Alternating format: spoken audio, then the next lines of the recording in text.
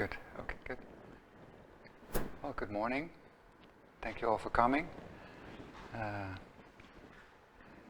As you see this space, there are about 9 more people coming, and we will just see when they come in.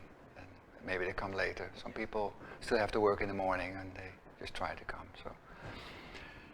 So my name is Jaap Sluijter. I'm the executive director. My funny accent is from the Netherlands, and I don't seem to be able to get rid of my accent, but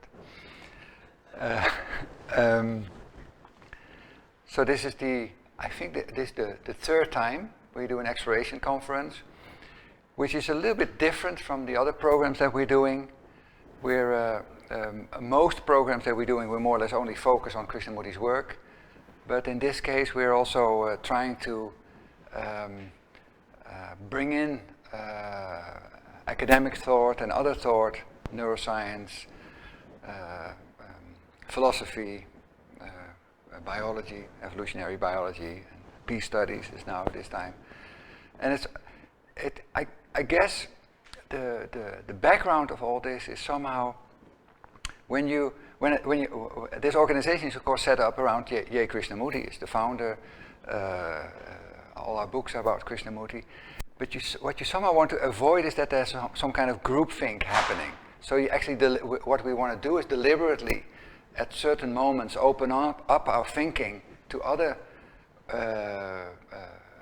people who have thought as seriously about these topics.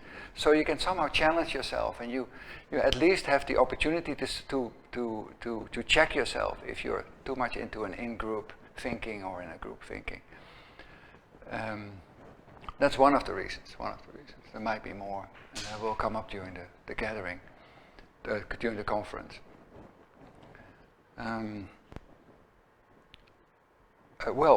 Maybe I also noticed that I see some new faces, and you might not know where you are.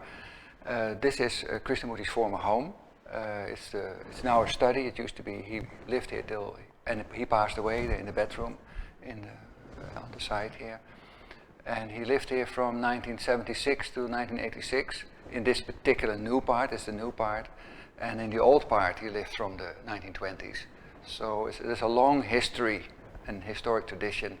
And when this was built, this was intentionally built also for small gatherings, for this size actually, like 25 people, 30 people, because that's what you can comfortably hold. I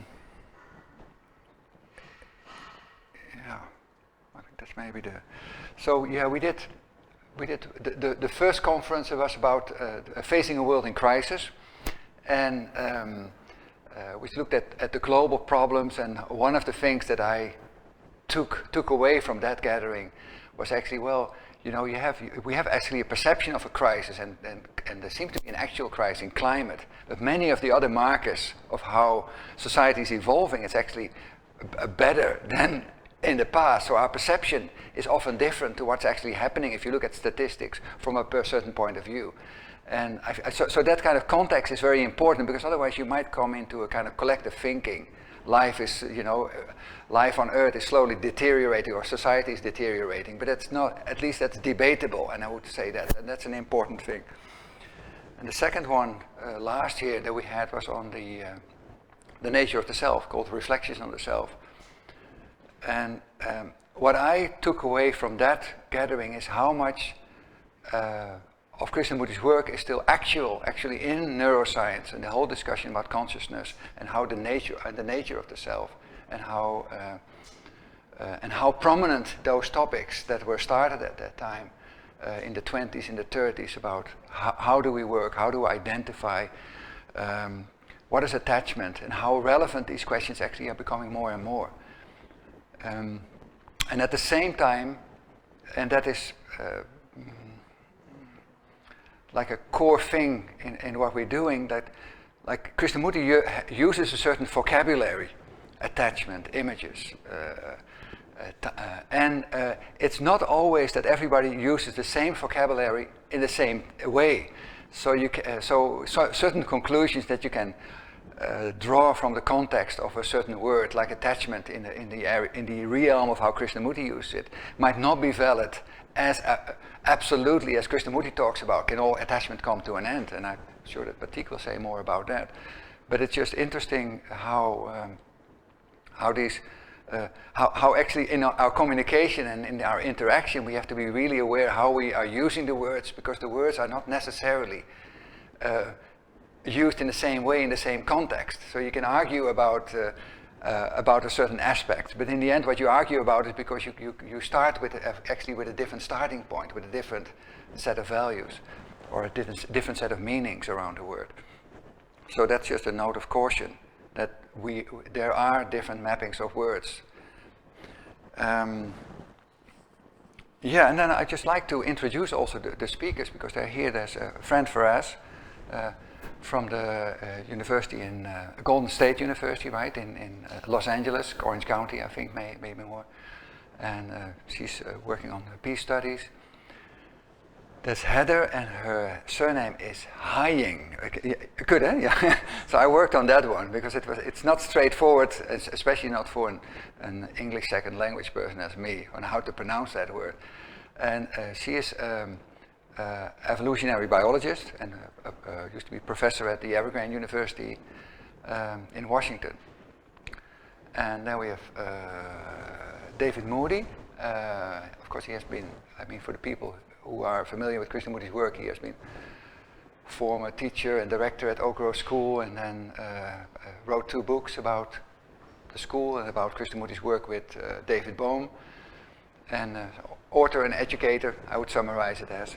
And he will talk here specifically about how it all relates from the Krishnamurti perspective. So really bring out that aspect. What does Krishnamurti say about the mirror of relationship and the topics related to relationship? Then Patik Wadhwa, and Patik of course has been we worked very closely on setting up the conference and working on the conference. And he's a professor in medicine and a lot of other things, which I'm not going through the list. But he's going to speak, well, on a bunch of things, but partially from a medical perspective, but also from various other philosophical perspectives, I would say, and evolutionary perspectives. Yeah, so then I've introduced everybody, yeah, and didn't skip anybody. Let me just see here. Yeah, so and maybe also the context. So what is the context? So this is the Krishnamurti Foundation, the Krishnamurti Educational Center, and of course we have a particular mission, and our mission is to advance the public understanding and realization of the human potential by the means of the study of Krishnamurti. So the organization itself is really about disseminating and Krishnamurti's work and preservation. We have a large archives here in Ojai. And at the same time also running schools. So the Krishnamurti Foundations, plural, have schools all over the world, in India, in England, and here. And so at this particular event, what we try to accomplish in part by establishing and holding seminars and study groups for the exploration of his work. Now, and I would make a note here, because it's his work, but also it's actually the topics that he talks about. I feel it's what is important, that the things that he addressed about humanity, about the human suffering, about can we create a different society, what is the human potential, those I feel are really the topics. And I think the people who run this place and who are responsible for this place, of course, love Krishnamurti's work, like I do. But I feel it's the topics that are really important, the human life, our life, and that exploration is where it all starts from. And it's also it's very. I feel it's very good to not be defensive or take a side of Krishnamurti says this and that's why it's true. It really should come from a space of the willingness and openness to challenge and assess every aspect of what he's saying. Because otherwise actually it becomes just stale and becomes non-authentic anymore. And what I do hope actually that would happen, and that we can maintain here in the future, is an authentic exploration of Krishnamurti's teachings, and not a cult-like repetitive way of looking at all that. So Yeah. The aim of this conference, so for this particular conference, is to study, to look at the mirror of relationship. And the mirror of relationship is a line, a few words, and they somehow are pointing towards quite a few fundamental aspects of Krishnamurti's teachings, and that's why we brought it out, and which I will elaborate on. But the crux of is almost like that there's something in what happens in human relationship and the observation of human relationship that has the potential for transformation of from humanity. And I will expand more on that. So there's a tremendous potentiality in that, and that's what Krishnamurti is somehow pointing out, in my understanding. Speakers we've gone through. Yeah, so actual relationship.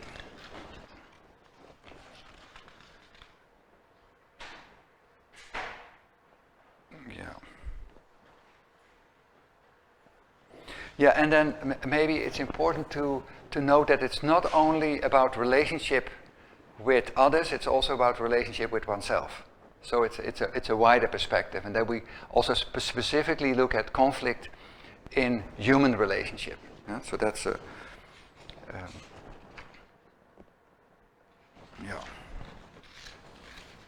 So then I want to bring out a few points, and what I'm trying to do in my introduction is just to introduce the conference and the pre-work, to set out the framework, but also to try to put some contrast here about things. I would like to bring out things from Krishnamurti's work that somehow maybe put some contrast in what you maybe know or what is maybe good to discuss. So,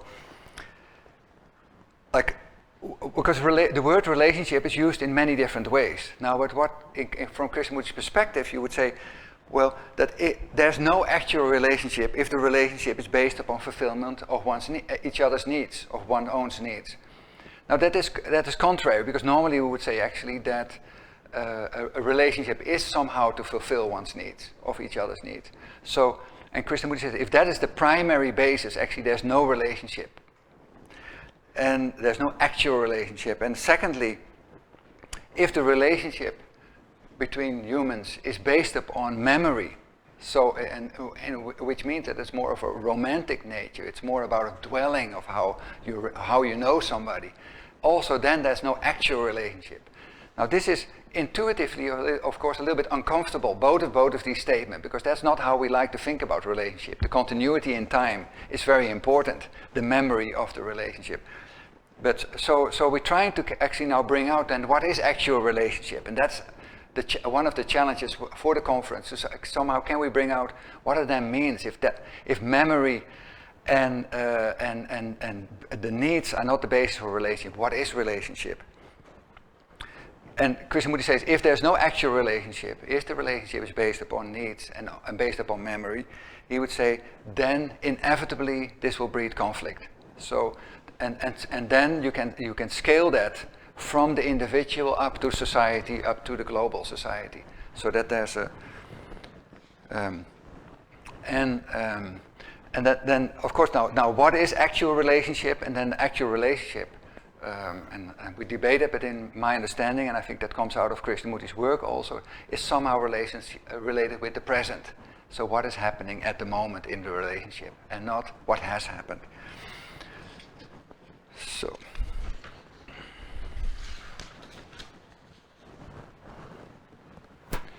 and then there's an interesting other thing, or I think maybe for me what I bring out, what I would say is like one of the core things. What is the role of relationship in life? And Krishnamurti actually says that the primary role of relationship, function of relationship, is the vehicle to reveal oneself. So actually, in that revelation, there's a learning, and there's a learning in the action of relationship that cannot happen otherwise.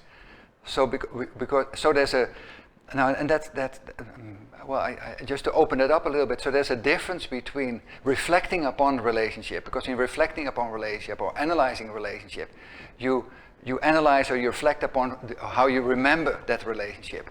But that is different from actually looking how you are responding in relationship, because in that the whole mechanism it can be observed as it acts and not as how it is remembered, because it's remembered, of course, always partially. And then of course you can make a claim.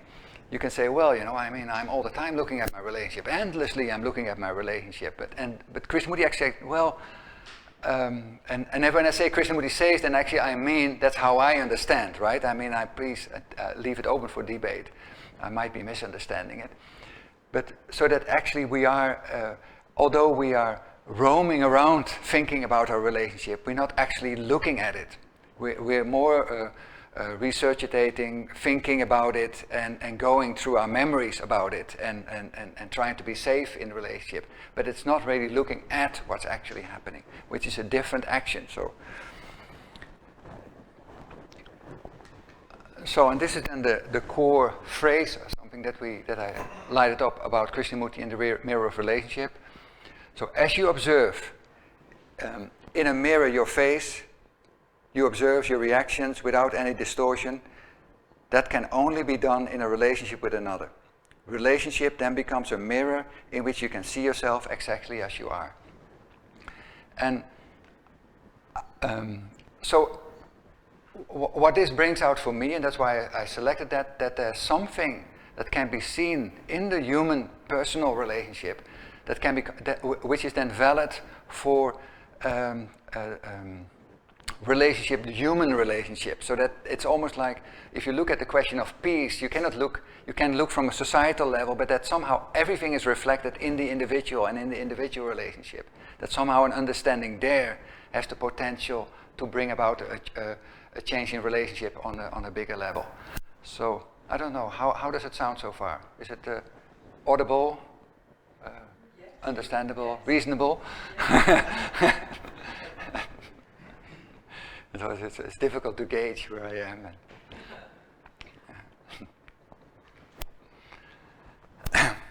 Good.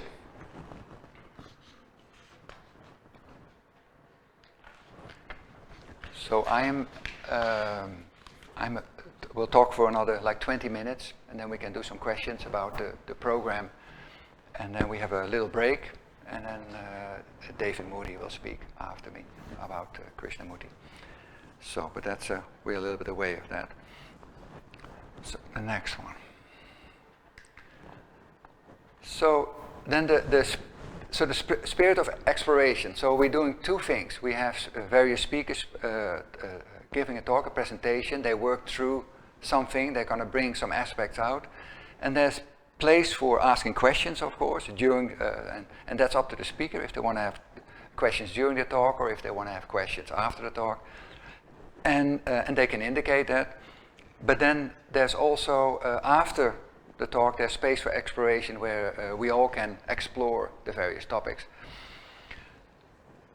Now, the spirit of exploration is, and then now it's more directly from Krishnamurti's words, doubt, skepticism, to break down old conclusions and arcane concepts. So that's really like to try to deliberately, and I think also we always have to do consciously, deliberately, be very doubtful and full of skepticism about what we are concluding and what we are thinking. Because without that ground, and we have to almost encourage opposite opinion, and that is, although our tendency is to seek people who think similar, we almost have to go against that tendency to find people who agree with you and seek out people who disagree and seek out opinions that disagree, because we're not trying to get consensus or anything here. We don't want to come out and say, oh, we're all agreeing on something. That's not the purpose of the exploration. The exploration is really, can we somehow,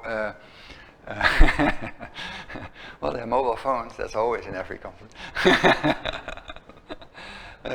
So that to somehow really bring out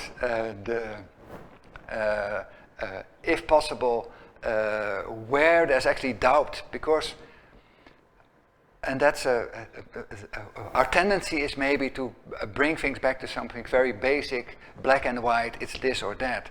And reality is often far more complicated. But I guess our tendency, our natural tendency would be to try to come to something very simplified. And the simplification might not be serving us in oversimplifying things. So and then Krishnamurti talks about the religious inquiry versus the scientific inquiry. And last year we had Thomas Metzinger here, one of the philosophers, and he would say that actually the scientific inquiry is a subset of the spiritual inquiry. That in as far as rigor, but that there's the scientific inquiry, but that they both are moving from fact to fact. But that the religious inquiry also explores the inner facts of what you perceive directly, and however doubtful you have to be about your experiences, but that somehow that takes that bit into consideration. And so I already said, so somehow to deliberately seek contrast and seek also alignment. I mean, it's not that we're here trying to disagree with each other, that's also not the thing, but also to seek alignment and to find contrast. And then one thing that I just want to bring out, and that has nothing to do with Krishnamurti, I guess, or maybe it has, but that it takes quite a bit of an effort to understand each other. From one hand, you could say, you use a word in a certain way and I use a word in a certain way, and often, and if we say, well, you say a word and how I understand that word and I use that word, and you can look on the word and then start arguing or debating the difference in those words and the meaning of that. And I would say that I would say there might be another possibility, and that these words are mapping towards something real. So that the words, if you talk about the clouds, it's not my definition of clouds and your definition of clouds, but there are actual clouds you can talk about. And I would wish that we can talk about actual clouds and not remain but our own each definition of how we stay. But it takes an effort to start to understand what are we actually talking about. What's the actual thing, not the word. So I just want to bring that in as a pointer. I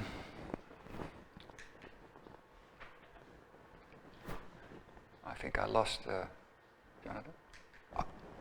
No, I'm back. Yeah. So the dictionary meaning, that's also interesting. The dictionary meaning of relationship implies that there are two things relating. It can be two concepts, two objects, or two people, and that in the relationship they're somehow being connected. Now this might also be but that implies separation. This implies that there's two things. Now you could also argue that you make a case for interconnectedness, that there actually is no separation, so that there's no two things relating, but that to be present to the interconnectedness. So I would love to, if we could go during the course of the conference, go a little bit further on that. So, and I know that Patik is also going to speak a little bit more about that, but it's good to keep in mind that a relationship we often look at starts from division, and that starting point might be a wrong starting point to start from.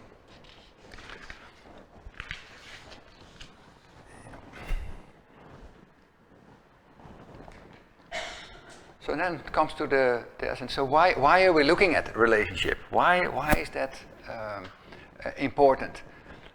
Now, in generally, we're looking at relationship when there's trouble, when there's conflict, when there's pain, when there's suffering in the process of relationship. Because then suddenly we are prompted to start looking at it. And also there's an urgency. I mean, if you're in a relationship with somebody and you're fighting, you better.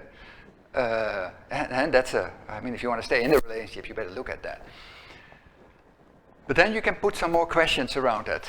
Is conflict in relationship, is that a function of circumstances? Are circumstances driving the conflict? So, okay, it's because you said again that I'm this and that, or is it the circumstances, what that somebody said or what somebody did?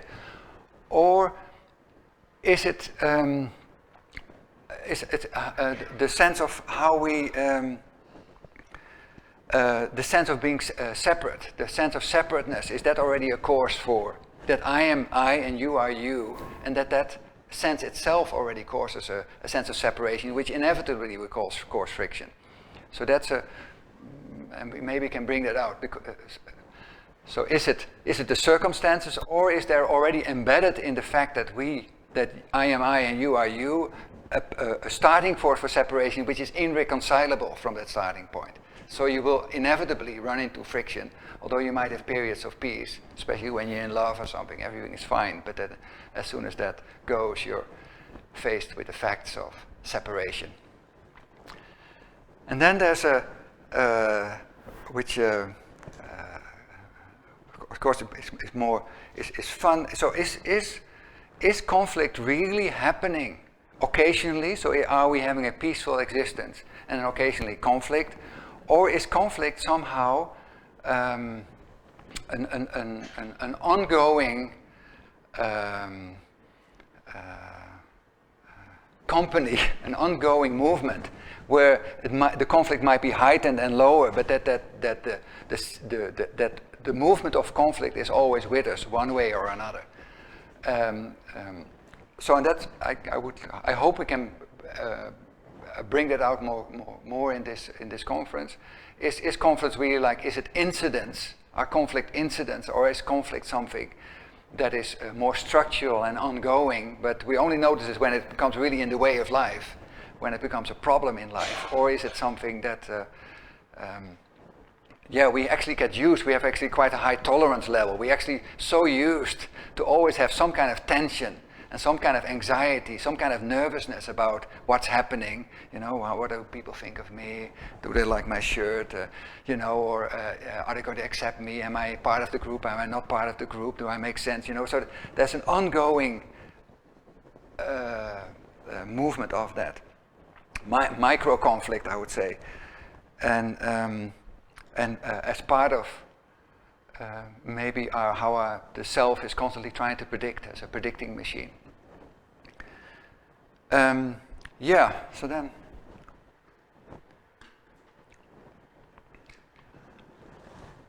improving a relationship, then you run into the question of improving a relationship, and of course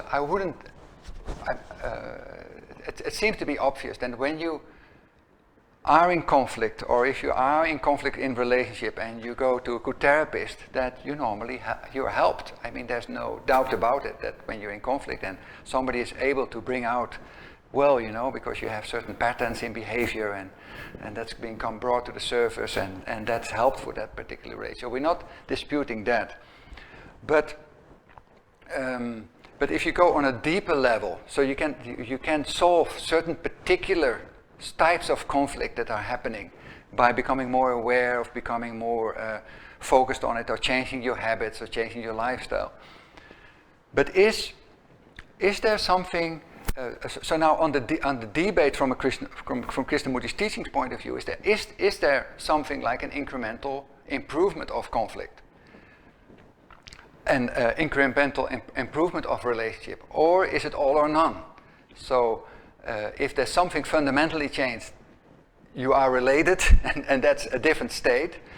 Or is it that you bits and pieces, you solve your problems with your wife, then you solve your problems at work, then you solve your problems in your community, then you solve your problems in society? Is it an incremental change? And the second thing, which I feel is also really fundamental to Krishnamurti's work, is, does it take time? So am I slowly evolving? Are we slowly on the path from when you were young, you were upset about your toys being taken away, and now you're learning, and you somehow have improved, and every time it gets a bit better. Now, there's not much evidence for that we as humans actually get better in it. It might be the opposite, you may be at the end of your life, you get more disillusioned. But even on a more fundamental level, is that posing that you can incrementally change the nature of conflict in a process that takes time, so every time a little bit, I'm improving?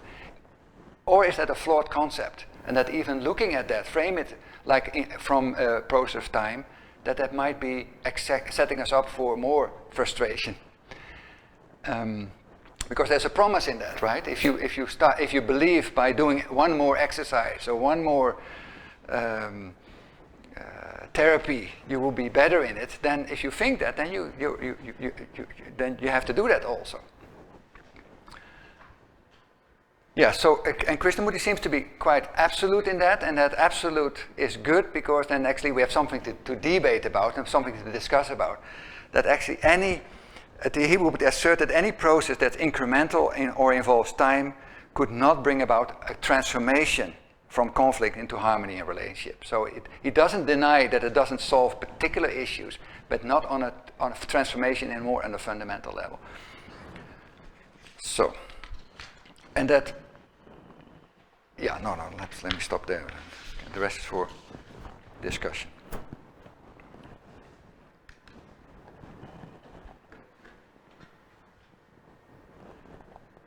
So what is now the larger context for where we put the question, the mirror of relationship? And I feel the mirror of relationship fits between the larger picture. What does it take for us humans? What does it take for us as society to bring about a good society?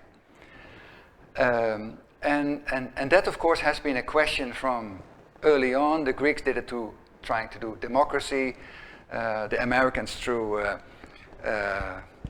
what is it? Consumerism? No, capitalism. And Russia, China, communism. So there's all these various strategies, and trying to. I mean, I think underpinning, if you look at the heart of the movement, one is hoping to bring about a different society, but those movements might be flawed. So Krishnamurti somehow implies that, first of all, can we think together because we all love each other? That's of course a ridiculous question if you say we don't love each other. And where there is this division, me first and you second, it will never produce a good society. And therefore, a good society can only come if you are good, which means that you don't belong to any category of religion, of knowledge, of conclusions. You say, look, I want to be a good human. And that whole aspect of identification, of course, which is very very deep, the in-group, which group do we belong, which tribe do I belong, which is maybe, and I hope that Heather is maybe going to talk about the evolution of those groups, and also a friend. So that's a very deep programming. So even saying even a slogan like saying I'm not belong to any group, or reading Krishnamurti book and saying, well, because I like Krishnamurti, I don't belong to anything, is nonsense, because our brains are programmed to belong.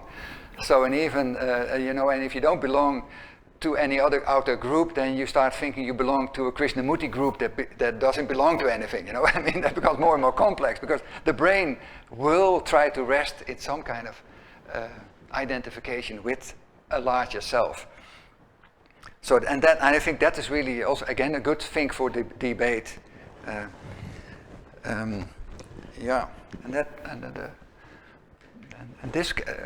I'm bringing some elements which I hope are going to feed the discussion also here, and also makes you all start thinking about it, because a part of this, and when we had quite a few pre-discussions about the conference and what we want to bring out, because then also you have to ask the question: what is a life worth living? What is human dignity? How do you say that if you create a good society, what is human? How do you want humans to live, or how should humans live, or what is? And to bring Krishnamurti in there first, most of us are not free. We are slaves to Hinduism, communism, to one society or another, to leaders, to political parties, to organized religions, to gurus. And so we have lost our dignity as human beings. So that's he puts that clearly a relationship that as soon as you you're something else, you're a Hindu or you're a communist or you're something, and you're very fixed, identified with it, you somehow have lost your dignity. That's a statement he's making. And he asserts that. There's dignity as human being only when one has tasted, smelled, known this extraordinary thing called freedom. Out of the flowering of freedom comes human dignity. But if we do not know this freedom, we are enslaved. That is what is happening in the world, is it not?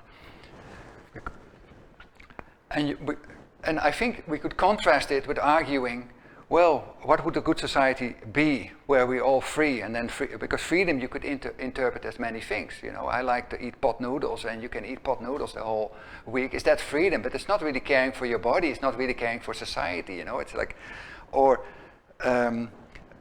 if you see how technology is developing at the moment, and we see it already with mobile phones, but it's only with virtual reality it will just get more, right? We'll get more sucked in and absorbed by technology 24/7. Okay, and what would that mean for the human mind, and how does that then relate to the quality of life and dignity? So what quality of life would we like to live, and does it then mean that we are completely involved in entertainment, social media, virtual reality, and so what does it mean to be human, and what does it mean to be human and live a full life? I think these are the big questions I feel that we as society have to answer. So how do we get here? That's also interesting. So I would like to and I feel that actually that's for the last few years that we actually because Krishnamurti would say, well, we're conditioned human beings. He wouldn't refer to evolution that much. But I feel that as far as condition and like evolution is becoming so much more explicit and maps so much more well out how we are actually shaped as human beings from our whole history of evolution, and that so much of what we're doing is a kind of evolutionary programming that we're acting out, an actual evolutionary program that we're acting out in many subtle ways and then we think, well, I do it because I like it, but actually we're doing it because that's what we're programmed to do, and that's of course phenomenal and interesting. I think I'm really excited about what's coming out of all these studies at the moment. But and Krishnamurti puts the question: has something gone wrong with the whole of human evolution? Which is a strange question, because I mean, if you say it can go wrong, it could go right also, and as if there's some kind of intent or somebody is directing that intent. If it goes wrong, then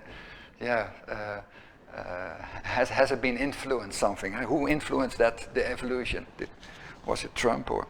Yeah. So we ought to go together this morning and inquire seriously: is it man's lot inevitably that he lives this way? Or has something gone wrong with the whole human evolution? Or is there something outside, beyond human measure, that if one can understand, go into it deeply, may perhaps open the door, open your eyes, and perhaps open your hearts too, that we may naturally, easily live happily, serene life? And this is where maybe a scientific inquiry and a religious inquiry start to overlap. Is there something like interconnectedness of all things, the interconnectedness of humans, and maybe even posing a question like, is there something sacred in life? How can we bring that in? How can we look at that while we're looking at the other aspects too?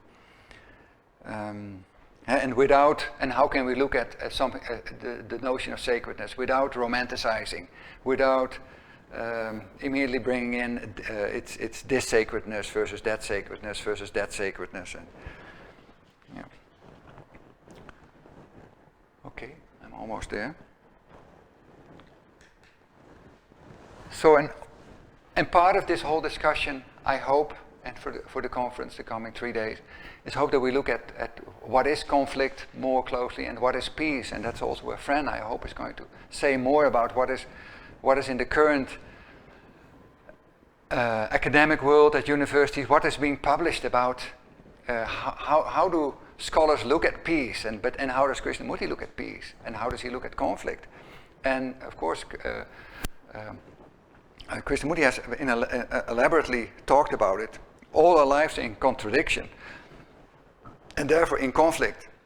either the conflict born out of trying to conform, conflict through fulfillment, or the conflict engendered by social influence. So, and then about peace, to live, to flower in goodness, there must be peace. Not economic peace, not the peace between two wars, the peace of politicians negotiating treaties, the peace with the church, which the church talks about, or what the organized religions preach, but the peace that one has discovered for oneself. So, I feel that somehow frames it in...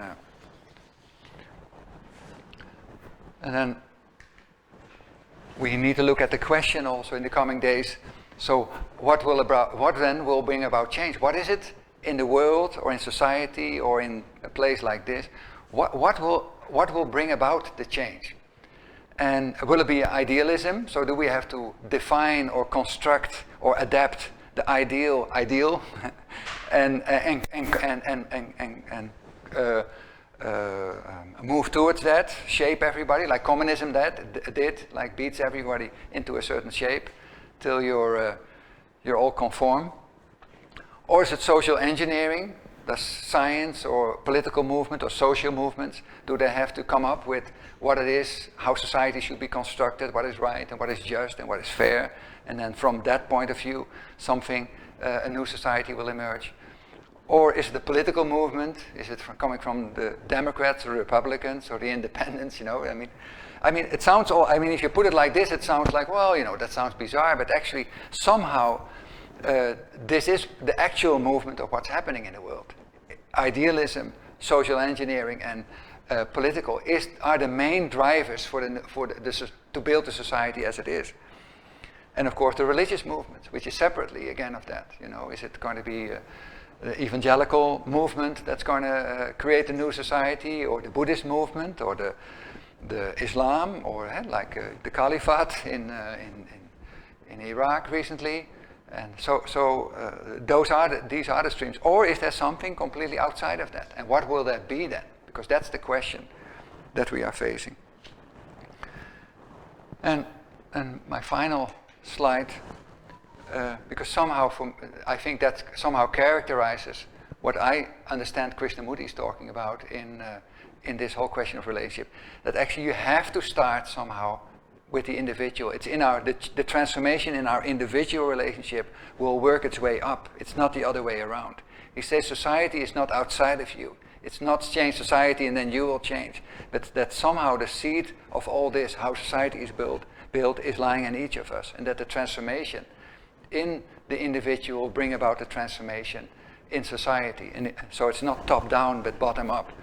And that also makes it very interesting and also very tangible, because then you don't have to go for a big ideal of changing the world, but actually what does it take to change the human relationship, the individual relationship that we have with each other. I just want to read this. As long as we do not understand individual relationship, we cannot have a peaceful society.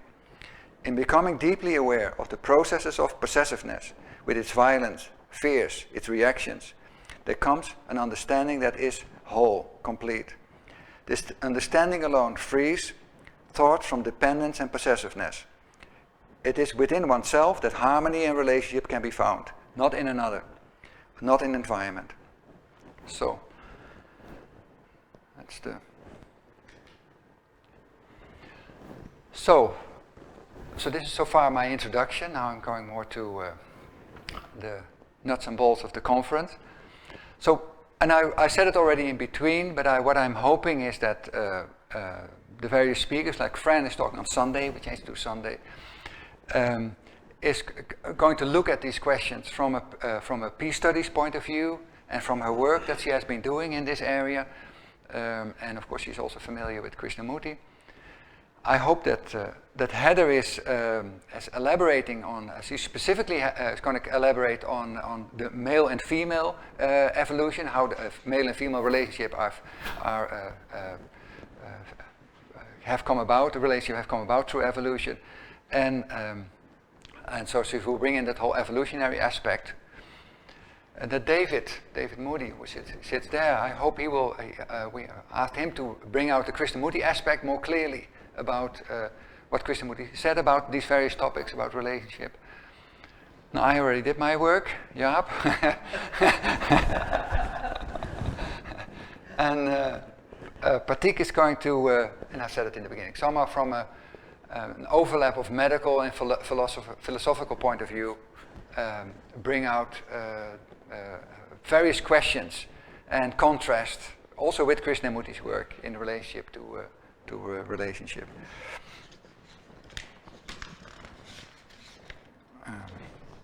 Yeah. I think we're there. I don't know if there are any questions or any about what I said, or about. Huh? There are questions. They're all questions. Yeah. No, I mean we're going for a break, but just if there's anything about the conference or something, or anything like I mean the philosophical ones we have time to go into, but more. Yeah. How did you choose the mirror of relationship for this topic of this time, and what prompted you to come up with that title or explore into mirror of relationship? Well, I mean, firstly, of course, because it's a core title in Krishnamurti's work. But I mean, second of all, we also last year we had the conference was related to the reflections on the self, which was very philosophical, and we also want to bring in deliberately more of the humanities into this, and because that's a great field also to cross-discuss, cross-pollinate. And this title would be suitable more. And then, we could choose a title like, "What is their free will?" which is also Krishnamurti has spoken about. But we're just trying to create enough variety throughout the years so that there's. But this is I mean, to be honest, how I look at it, it's. I mean, these topics are all like holographic. Like every topic has everything in it. I mean, it's almost like you cannot. It's not like a scientific. I mean, I did measurement and control. That you take one topic, feedback control, and then it's only that. This is more or less like it's all about human existence and the questions of dignity and the meaning of life, which is and somehow so you can take it from any angle, but you will always arrive somehow on what are we as human beings and what is our human potential and what is and why are we what we are, which is also trying to understand that, of course. Yeah. So I don't know. Anybody else? Yeah, David. Sensual explorations. Yeah. A number of times. Is Yeah. that a technical term? Well, we came up with that word. It's we came up with that word. Oh, yeah, for two purposes. Okay, good that you say. We really want to create live interaction about the speaker. It's not just the speaker speaking and then so there is interaction, and we want a pro question. But we used exploration because normally, if you come into the Krishnamurti Foundations or the meetings, we normally call it dialogue. But dialogue has a particular meaning, which actually is not what we're going to do. So we're where we all sit and we all equally participate, and we didn't want to create that confusion. So it's really exploration, exploring together the questions that are being raised. But because dialogue could go in any direction, I mean, you take it from where you are at that very moment. Yeah. So it's focus, and inclusion. Did I answer you somewhat, or? Yeah.